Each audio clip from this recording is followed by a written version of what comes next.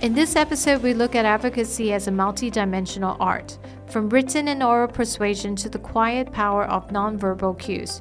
Zhao Fang and Jern-Fei share how credibility, communications, and a solution-focused mindset shape effective advocacy. Well, good morning, everyone, and good morning to Zhao Fang from Huizhong Law Firm, whom I have the pleasure of speaking today about the art of advocacy. Fang, welcome to Singapore, and in particular, welcome for joining us at this year's Singapore Convention Week 2025, because it is during this period that we're recording this episode of our podcast. Thank you so much, Jern-Fei. Actually, the honor is mine to take part in this very interesting topic. And, you are one of the best advocates in this area. And I'm so delighted to have this opportunity to discuss with you regarding this topic. Thank you. That's very kind of you. The feeling is mutual, and I hope our listeners will benefit from our vigorous and interactive exchanges about what constitutes good advocacy and are there differences in which advocacy is deployed in different jurisdictions. And perhaps on that note, can I start our conversation, Fang, by asking you a basic but very fundamental question. What is advocacy? What is advocacy to you? Yeah. Advocacy, to me, is like art. So you know that different artists have different expression of their own art. So for me, I think advocacy is about three things. So first of all, communication. And second, credibility. And the last one is solution. So let me just expand a little bit on my definition. Why is that? Because for me, advocacy is to plant your opinions actually into the minds of your audience. So no one likes the idea that you put your own opinion in their minds, right? Yes. Because everybody probably thinks that they are smarter than you, right? They don't want to listen to your opinion so easily. Yes. So before you persuade them, the first thing is to communicate your ideas to them in a way that they can understand. And secondly, if you're going to persuade somebody, they have to trust you. So credibility is the second element that is most important. And as advocate, you need the judges or the tribunals to support you. And only understanding is not enough. So you need to find a solution for them so that they not only hear you, understand you, but then they support your solution. So advocacy, for me, is composed of the three elements. So I think that today we have a very interesting topic. So the nonverbal expression, what is the function for the advocacy? So for me, I think the most important function of nonverbal expression is relevant to the second element. That is about the credibility. So that's, roughly my answer. But I also very interested to hear your definition regarding advocacy. Well, thank you, Fang. So it's very interesting the emphasis you place, a tripartite emphasis on communication, credibility, and solutions. I was also very taken in by your description of advocacy as a form of art. Yeah. And of course, there are as many different art genres out there as there are artists. In fact, there are even more artists than there are art genres out there. And it reminds me of what someone once said to me about how there are different strokes for different folks. In other words, the way in which you seek to persuade as an advocate may well differ depending on your target audience. Are you in court? Are you in an arbitration? And if so, who is the members of your tribunal, or who is the judge before whom you are appearing? And what I want to do is I want to define advocacy through a slightly different lens from the one that you took. And the building blocks of what you say constitutes good advocacy is really illuminating. I want to focus on the methodology in which one then deploys their powers of persuasion as an advocate. And in that regard, inspired by your tripartite formulation, I have 3 points as well. And the first is about written advocacy. The second is about oral advocacy. And the third really is a temporal or timing issue that I want to raise as forming part and parcel of what constitutes effective advocacy. So taking these three in turn. As far as written advocacy is concerned, as you know, Fang, in this day and age with modern commercial dispute resolution, particularly those with a cross-border element, there is a voluminous amount of documentation that is produced in the course of any one case. And the first port of call for a judge or a panel of arbitrators in seeking to understand, to make sense of this wide array of documentation is typically through written submissions or written advocacy. They can assume the form of pleadings, or sometimes known as memorials, and they also certainly can assume the form of written opening submissions, or as they are sometimes referred to, pre-hearing briefs, and after the hearing, post-hearing briefs. And very often, sometimes advocates forget that the very first opportunity for them to have their case defined by the tribunal or the judge is in the form of written advocacy. So to me, advocacy starts with written advocacy, and you have to be clear about what your case is in your written submissions. You have to provide a route map to the judge or to the arbitrator so that they can follow the evolution of your case during the life cycle of the case itself. And the second form of advocacy is the one that perhaps people more commonly think of when they think of advocacy in general, which is oral advocacy. And that's where I sort of see your own tripartite formulation then overlaying itself very well with my tripartite formulation, because more often than not, where you really start to make a big difference, particularly on issues where the court or the tribunal will be sitting on the margins, is in the oral hearing itself. And that's where oral advocacy comes in most effectively. And as we all know, that usually takes two forms, which is oral submissions, and then there is also examination of witnesses or experts. But allied to that is my third point, at what constitutes advocacy, is that there is an element of timing to all of this. Now, it's often thought that advocacy takes place at particular intervals during the course of the life cycle of a case, when your memorials are filed, or perhaps when you turn up in an oral hearing and ultimately culminating in post-hearing briefs. However, in my experience, advocacy actually starts from the very first moment the case is incepted, from the email you send to the institution or indeed to the tribunal members. You start to give them information with which they will take to form a perception of your case and indeed of your abilities as an advocate. So to me, advocacy is broken down into these three things in terms of the different ways in which they are deployed during the life cycle of a case. But it's interesting that we have obviously very similar, yet there are differences between how we would perceive advocacy. And I was very struck also by the point you made about non-verbal cues or non-verbal advocacy, because of course, the art of persuading a target audience doesn't just involve things that you write down on a piece of paper or on a screen, as the case may be these days, or the things that you say during the course of an oral hearing, but also sometimes the things that you do not say or things that you convey in a non-verbal way. And one of the things in which sometimes it is said constitutes a form of non-verbal advocacy is the posture an advocate adopts during the course of a hearing.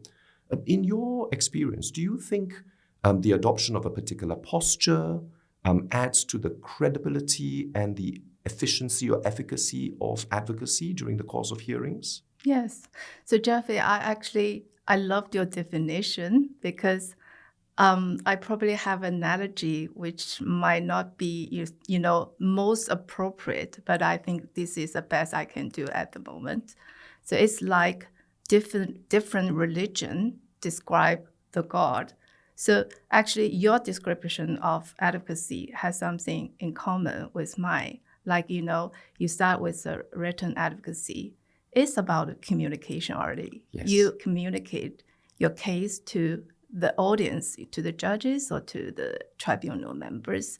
So actually, you use a very good, analogy that is a map. You give a map to the audience or to the judges or the arbitrators. So this is the essence of the advocacy for me as well, because we need to sit on the same map or we look at the same picture to understand the whole story. So only we are in the same story so that the judges or the arbitrators understand what we are talking about. Yes. And then there is a chance that they are persuaded by our own comments or opinion. So I think this is, we talk about the same thing, but we use different language, just like, different artists use different artistic language to their own expression. So regarding the nonverbal expression, I do find it affect your persuasion because nonverbal expression not touched on your conscious, but it affected your belief in a unconscious way. That is my understanding. So Jern-Fei, you were trained by the English bar, and I was trained by the English bar too. So I still remember that my first lesson, my teacher came into the room and say, what is your opinion? How do you understand advocacy? What do you think that passes the most information to your audience? So naturally, most of us will believe that it's our words, it is our expression like a written, documentation or like what we say will pass the most information to the audience. But my teacher said it is not, because he showed us, a research paper by an American professor of psychology. And the professor says that according to his research, only 7% of the information of the oral advocacy, only 7% of the information was passed by the words. And 38% of the information is passed by the vocal expression, like how you sound. And lastly, 55% of the information is passed by visual symbols, so how you behave. So only a very small amount of information is passed by wording. So that shows how important actually nonverbal expression is during advocacy. So when I say that why verbal expression is important regarding the credibility, because you only say something you believe in, you have trust in what you say, then you have an opportunity to persuade the others to accept your opinion. So the audience will not accept something you don't have faith in. Yes. So when you say something in the courtroom, you as a presence or you as a piece of art, actually every single element of you express the same thing. So maybe you are delivering something that you have a strong opinion, but if you don't believe it, your gesture or your tone or your facial expression all dispose the same thing, maybe opposite to what you say. And the arbitrators or audience will pick up that immediately, and they will lower your credibility. Yes. In other words, they pick up on the vibe that you are exuding when you are presenting your client's case to them. Yes, exactly. So I think that it is most important is in the courtroom, the target is to avoid misunderstanding. Yes. Because we are fighting against each other, and the judges and arbitrators sit between us and look at our submissions. So everybody is hiding strategy from each other and most often from the tribunal. So show the sincerity is most important. So you need to speak or show your gesture in a truthful way.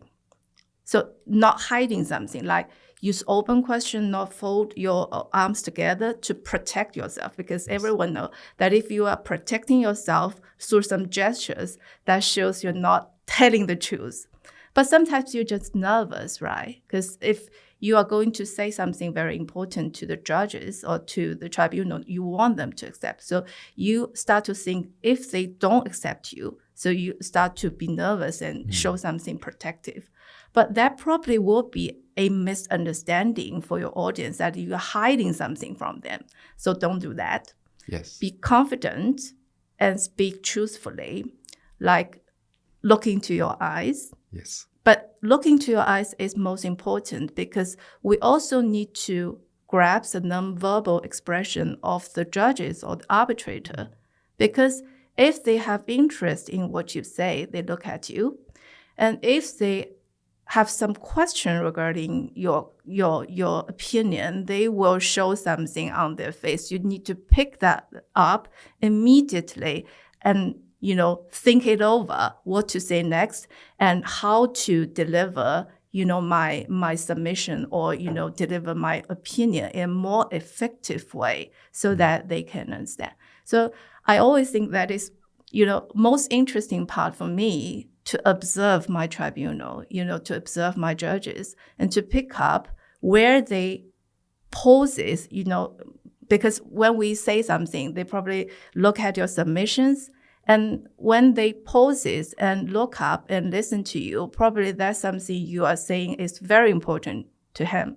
So pick at that symbol very quickly and think over quickly to find a solution. So that is, my understanding regarding the nonverbal, expression.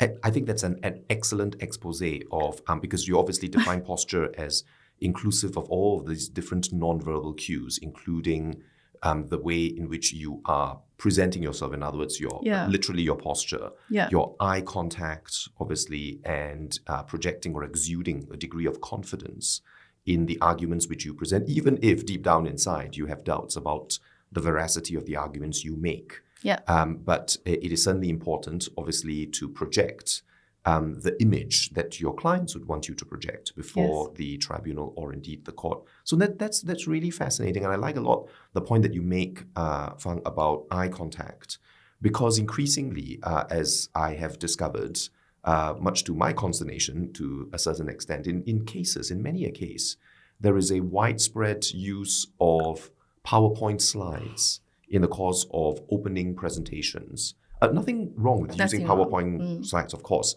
But what some advocates do is they take it to the extreme in the sense that instead of being a tool for their advocacy, it is their advocacy. In other words, they get on their feet figuratively. They are seated, of course, in an arbitration, and they literally read out their slides, which has been circulated probably 24 hours beforehand, and the diligent arbitrator would have read the slides beforehand.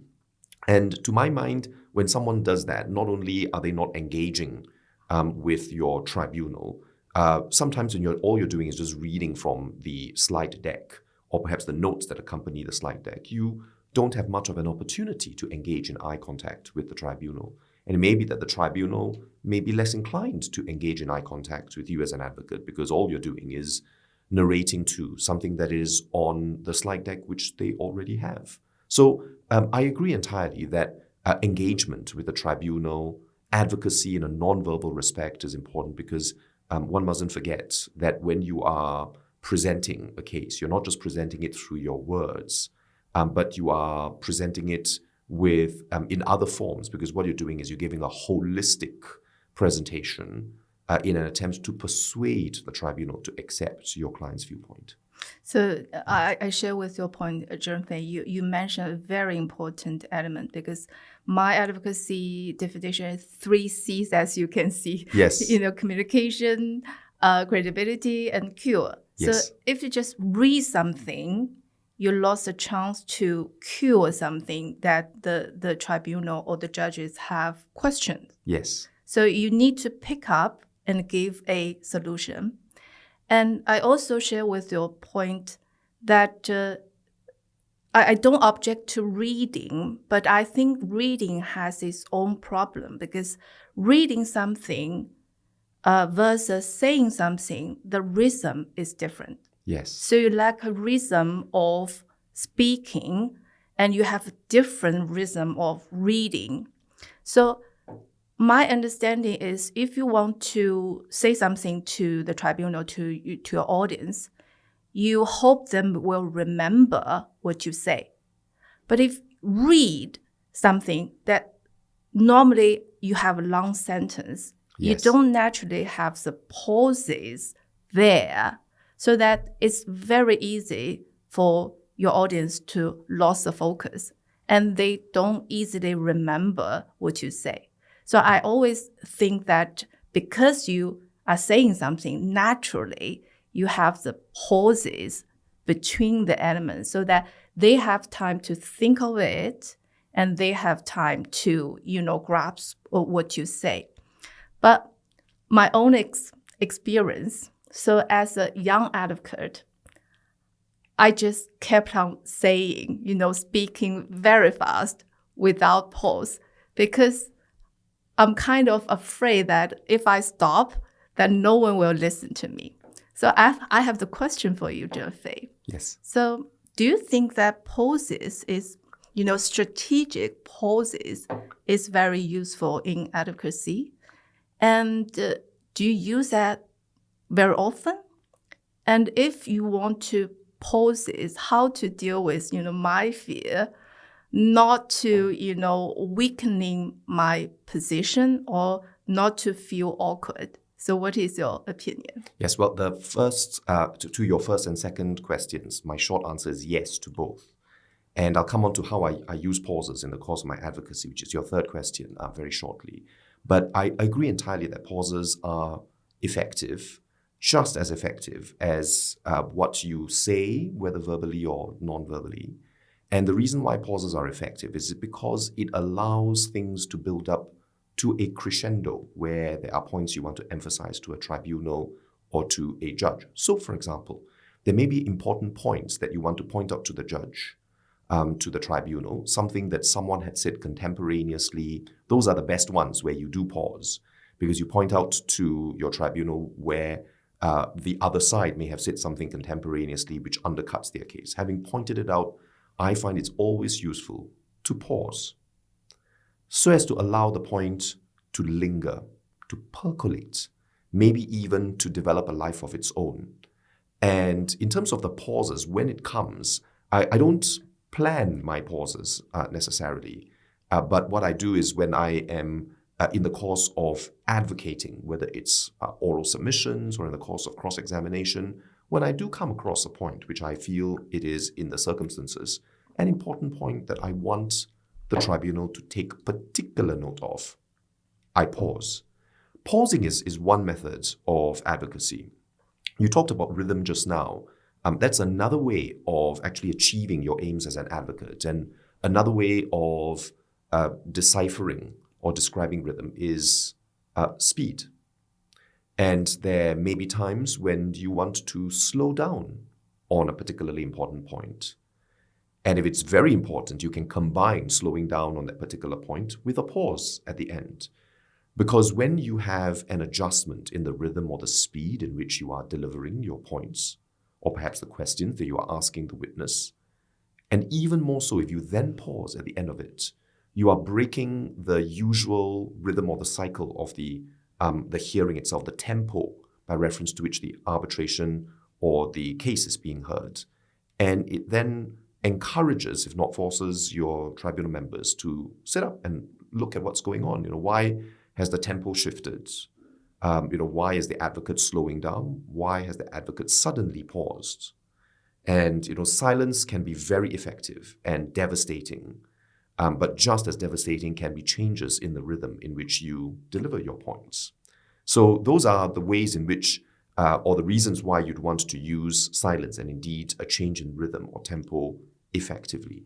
And, the word to your third question, which I sort of started answering, which is that I wouldn't necessarily pre-program pauses. In fact, more often than not, I don't. But what the advocate should really do is to read the room and to work out when a point is striking a chord. So, for example, building on what you were saying just minutes ago about watching cues from the tribunal itself, whether or not they are locking eyes with you, they look like they're listening with rapt attention, there is a point there that they are especially interested in.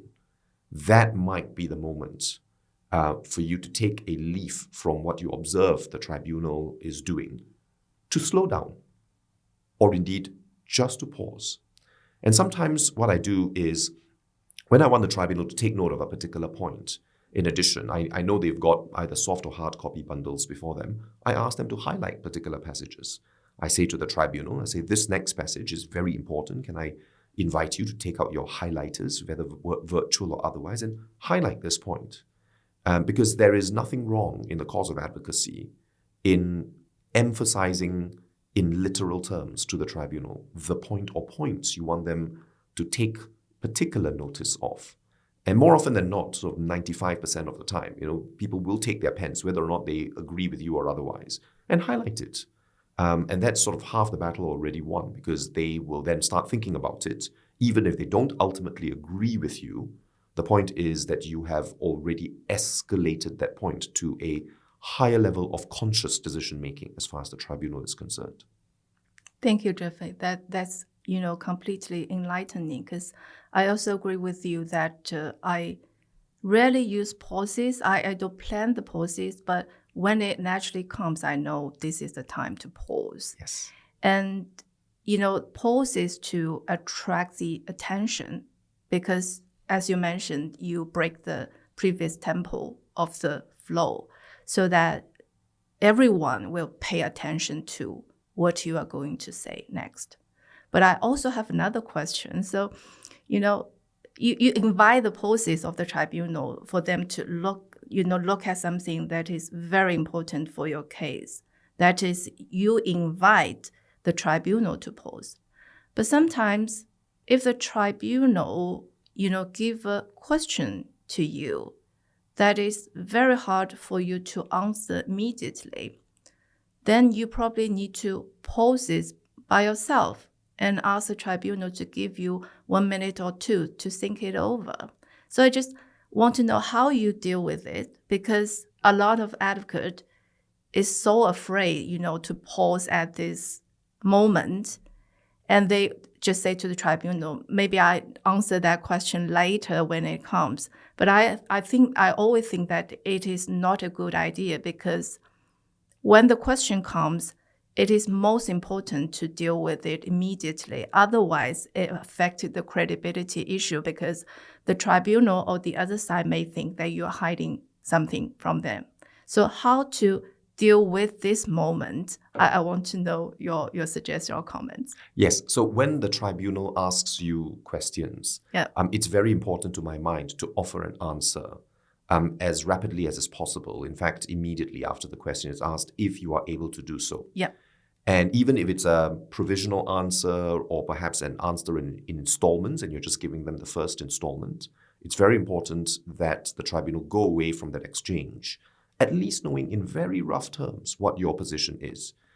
So what I typically do is I always seek to answer their question there and then. But then I might say, can I go away after this during the adjournment and perhaps look it up and provide you with more details in respect of my answer to that question? That is perfectly acceptable. Because what you want the tribunal to do is you want to have lodged in their heads what your position is, hopefully with some reasons, instead of just a bare assertion, a bare yes or no, and then say with details to follow. Occasionally, the tribunal might ask what I would regard as a factual question. In other words, not so much to test the veracity of your legal argument, but they may ask a question about the whereabouts of a particular document, or they may say they recall having read somewhere in someone's witness statement a particular description of an event, etc. So some of these questions which are factual in nature, it is okay, to my mind, not to give an answer straight away, because it's more to do with what I call an archaeological exercise. You go away and do a bit of digging, perhaps in the archives of the case, to try and find the factual answer to that factual question. Those are okay to sort of punt to one side and to come back to them later. But it's the ones which are more substantive in nature, those questions which prod at the merits of your case, are the ones which it is important, to my mind, to offer, even if it's a provisional, even if it's an answer by installments and you're just giving the initial installment, but to give that answer at the point at which the question is posed. And in fact, as advocates, one of the things I find most helpful is actually having questions from your tribunal, sometimes asked more vigorously than in other circumstances. But all things remaining equal, the questions are useful for two reasons. The first reason is that it gives me as an advocate, an invaluable insight into what the questioner and perhaps her or his colleagues on the tribunal are thinking about a particular point, or indeed about the case as a whole. Secondly, if the arbitrator or the tribunal as a whole has an issue, a problem with any aspect of my case, I'd much rather they tell me in the course of questioning, in the course of the hearing, when there is something I can do to change it, something I can do to persuade them, something I can do by way of cross-examination to elicit more clarity on the issue or the topic that is of interest to them. But conversely, may I say, we are looking at this from an advocate's perspective. Conversely, may I say that as an arbitrator, I would always, having posed the question, be open to the answer, because there's nothing more frustrating than an arbitrator who presides over a case thinking they know the answer to everything, and they don't engage with counsel in an interactive dialogue, but instead they use it as an opportunity to effectively publish their views to counsel and invite comments, but then not necessarily take those comments into account. Now, that would not be a satisfactory way of arbitrating a case. And of course, if you get an arbitrator who has an open mind, doesn't seek to suggests solutions to problems which don't exist, that in turn gives advocates an opportunity to want to engage with the question. So I see it as a two-way process. And so as an advocate, if you are appearing before a tribunal who is keen to find out more about the case, who is giving you an opportunity to clarify, to reinforce their perception, to change their minds even, then it's important that you deal with their questions promptly as well as fully. Completely agree, Jern-Fei. I completely agree. So, there is an old saying that know yourself and know your opponent, that you win all the battles. Yes. So I think that today we discussed a lot of, our own understanding about the advocacy to help the young advocate to have a bit insight into this practice. So I want to know, what is your suggestions to the young advocate regarding the, techniques or practices or exercises that they can take so that they can have a better presence in the courtroom in the future? Yes, I will respond to that question, Fang, by using an acronym, which is LOD. What I mean by LOD, so L is learning. There are any number of very good workshops, training modules out there which teach advocacy. I mean, you talked about the course you did at the English bar where you had an advocacy trainer come in to teach the participants advocacy. So that's a very good way, certainly, of learning the ropes of how to become an effective advocate, at least at the initial stages of your career. So learning is important, and there are also a number of very helpful publications out there about how to be an effective advocate, including how to cross-examine effectively. So that's the L. The O is observe. It's useful to observe how other people do advocacy. And to my mind, the young practitioner, the younger practitioner, would do well to observe a wide smorgasbord of different styles of advocates. So it's a bit like, coming back to your art analogy, which I like very much, by the way, it doesn't mean that you only ever have to subscribe to or support a particular genre. There are other things which you might find appealing. There are different things you might find appealing. And in order to find what is your niche, what really is your interests, and to build your own sort of portfolio of works, or to find your own little nook or corner in which you can then deploy your artistic skills. It's important to survey what other people, what other artists do, how they do it. And certainly that's something I did over the years, where it's not so much about learning from one person, how they did it, but learning from different people. And you mix and match, because there will be certain aspects of other people's styles that will suit you and other aspects that would not. And so you look for the combination that works best for you. And finally, the D is to do. And in fact, I feel that the doing bit is perhaps the most important bit, more important than the learning and the observing bit, because doing advocacy, or advocacy, is really a performative art. You have to perform. And you only get better if you try your hand at it to do it, even if you encounter, as all of us have in the past and will going forward, encounter potholes and speed bumps along the way. That's the way in which you can then enhance your skill set as an advocate, to do it, to learn firsthand what works for you, what does not, what could be done better the next time. So it's about doing, but certainly learning, observing, and doing are what I would regard as the threefold elements of how young or younger practitioners out there can sharpen their skill sets as advocates. LOD. Yes. Yes. I think that is, a very description of the, suggestion to the younger generation. So today, I learned from you also. And I observed, actually, you delivered, everything regarding the advocate in a persuasive way. So I observed how you did it. And debate, I also, I did it today as well from my own perspective. So LOD, that's perfect. No, it's been a real pleasure being able to also exchange views with you on advocacy. You are a lawyer I greatly admire, and it's really good to have you here in the studio recording this podcast. So, Fang, do you have any sort of final words of wisdom to our viewers, listeners? I probably have some, something to say as a closing remarks. We've just discussed how we are going to do the advocacy, or how we did the advocacy in our own practice. And I agree with you that the do the advocacy bit is most important.